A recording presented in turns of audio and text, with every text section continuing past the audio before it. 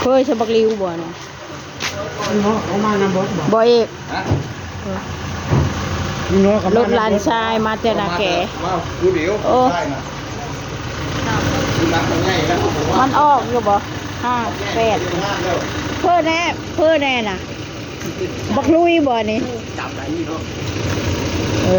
เห็นมา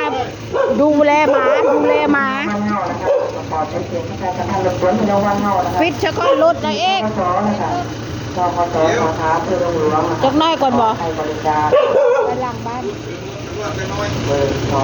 ลุยแล้วก็บักเขือบักตัวนี้บ่ตีกับบักเลนะปัจจุบันบัวสูงนะคะวันนี้นะคะคาเรล่านะคะนาฬิกาป้าใหญ่แท้แม่เพิ่นน้อยๆนึงฮะทางบ้านมันนะครับเราก็สอนนะคะใช้บริการได้นะคะลุยนะหน้าตาคือไผทำการผู้ใหญ่บ้านบัวสูงนะคะเพลอนี่นะจะสามารถซื้อถอนชำระนี้นะคะก็คือATM ค่ะพี่น้องนอกไปเลยมีต้องการนะคะใช้บริการนะคะก็คือไปเรื่อยๆนะคะเนาะวันนี้นะคะเวลาไปหลังบ้าน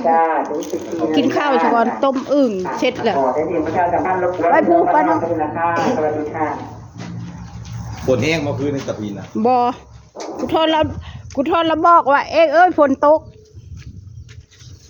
โทรบอก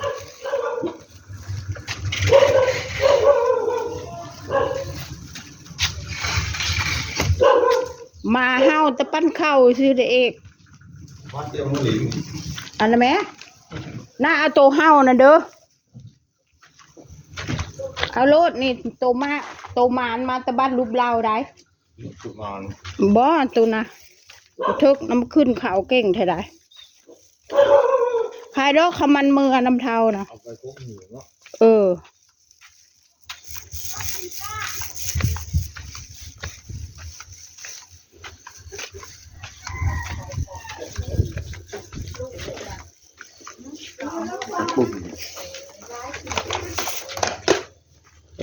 โตแล้วลุย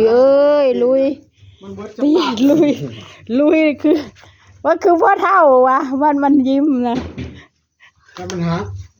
เบิดจังหวะแล้วเพื่อนนี่โอ้ยอันนั้นล่ะเบิ่งแน่มันคือเท่าอยู่บ่ไปเบิ่งแน่รถมันน่ะรถเอกนะเอาสีขาวเนาะแม่นอยู่น้าสาวก็มักสีดำเลยเพื่อคือเอาสีขาวเมียเท่ามักบ่เมียเท่ามักสีขาวบ่ลำบากหลายจนเท่าเนาะเมียเท่าก็ได้นี่พี่สาวค่ะพี่สาวมาจากนาเกพี่สาวมาจากนาเกอันนี้ก็ลูกไผ่เพิ่นนั้นน่ะก็หลานมักพริกบ่แพ้อยู่ตู้พี่รถเอ้ยโอเคครับประมาณนี้ค่ะ